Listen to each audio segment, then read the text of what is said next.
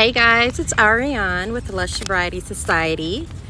I'm not going to be before you guys long. Currently, I'm out at the park with my kiddos. We're out here feeding some ducks, having a good time, switching up the scenery a little bit.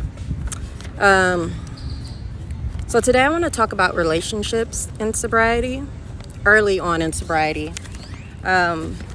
And not just romantic relationships. This will be more so tailored towards friendships. Everyone thinks that, or we would like to think that the friends that we have are like friends for life, ride or dies, whatever, what have you, whatever you want to call them. Just know that they're real, genuine connections. That's what we like to think. And hopefully for the most part that is true. But what I've learned in sobriety is, and this has been one of the hardest things to learn, is that you're going to lose some friends. Sobriety is incredibly ostracizing, mainly because most of the world is not sober. You're trying to survive sober in a soberless world. And just because you decided to get sober doesn't mean that the world cares. I care, and you'll find like-minded people that care, but mostly the world does not care. So you will find that you are losing a lot. If you have a lot of friends, you're losing friends in sobriety. And that's because, and this is a hard truth, that friendship was built on drinking. A lot of those friendships were tailored towards drinking. You were having a good time because you were going out and drinking. You were cooking and drinking, painting and drinking. When you take the drinking from it, people don't know how to connect with you anymore. And on that same other side of the coin, you're having a hard time connecting with them too, because you're not the same person as you were when you were drinking. You're a lot more level-headed. You have clarity. All of these are good things. They're great things. You know that what you're okay with, what you're not okay with. You have boundaries. You have a bedtime, like a good one. You cherish your rest.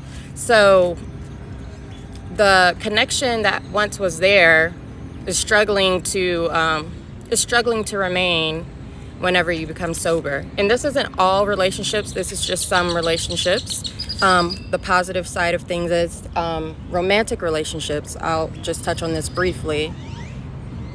When you're sober, or this is how it has been for me, you realize that romantic relationship that you were holding on to, that man that you were holding on to, that woman you were holding on to, just bending over backwards, forward, sideways. Hey, let me not get distracted. But you know how you was bending anyhow. That you were holding on to them because you loved them so much. And whenever they aggravated you or disappointed you, let me go have some wine. Let me take a few vodka shots. But when you have clarity and you have peace of mind and you're level-headed, you realize that your value is so much more. You're so much more than someone visiting you when they want to. You're so much more than someone visiting you for a couple hours. You're so much more than, you're more than enough. I'll leave it there. And you don't have to accept someone hurting you any longer. And the clarity that you get from sobriety helps you get to that outcome. I can say I'm better for it. I'm not saying that it didn't hurt, because that hurt. It hurts. Losing friendships, going back to the friendship side, that also hurts. Friendships can break your heart too. So I'm just saying, be prepared for that. And remember that all breakups, whether they're romantic or platonic, are not bad breakups. You're going to go through that initial pain and hurt and the why and the how. You're going to go through that. But once you get through it, you'll understand the why and the how, and you'll find that you're a lot better for it. So just to bring this back full circle around to the Bible, because y'all know, I'm a Christian or whatever, and I'll be talking to God and he be talking to me. We have a good relationship. First scripture I'm going to talk about is John 15 verse 2. Essentially it says God cuts off every branch that bears no fruit. So that's called pruning. He prunes all the branches in your life that bears no fruit.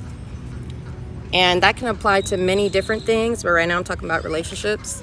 So that friendship you're hanging on to, that relationship that you're hanging on to, when it stops all of a sudden because you're sober and you're doing something to better your life, it is because God's pruning you. Where you're going, not everybody can go. This next step in your life, this next chapter isn't for everybody. And while he's pruning you, he's leading you to grow. It's for growth. Pruning helps to cut off any excess energy that's going to any branches that will bear no fruit. So, in reference to that, Psalms 34:18, that essentially says that God is near the brokenhearted. He holds them near and dear to his heart. He's with you in the brokenness. He's with you in the pain. He's with you in the sorrow and the struggle. He's with you when you feel lonely because, dang, you done lost 3 friends. Where are my friends at? He's with you when you're lonely because my man not here no more. I don't have a man. It's been like 2 weeks since I've been broke. But I mean, it's been longer than that. But, I'm just saying, hypothetically, he's near you. I know your heart is broken because my heart was broken, platonically and romantically. And let me tell you right now, that shit sucked. Yes, I said shit, bear with me. God, I'm growing, okay? Bear with me, I'm not perfect. And sometimes the curse word is what helps it hit home. It hurt.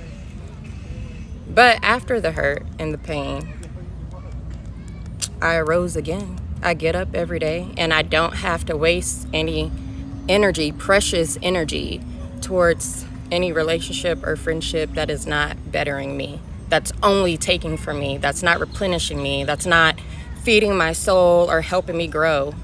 So just gonna wrap this up because I said I was gonna be here before y'all long, and also the sun is beaming and I'm a little glistening. I'm glistening a little bit. I also brought my cat out here. If you see cat hair on me, I'm harness training him.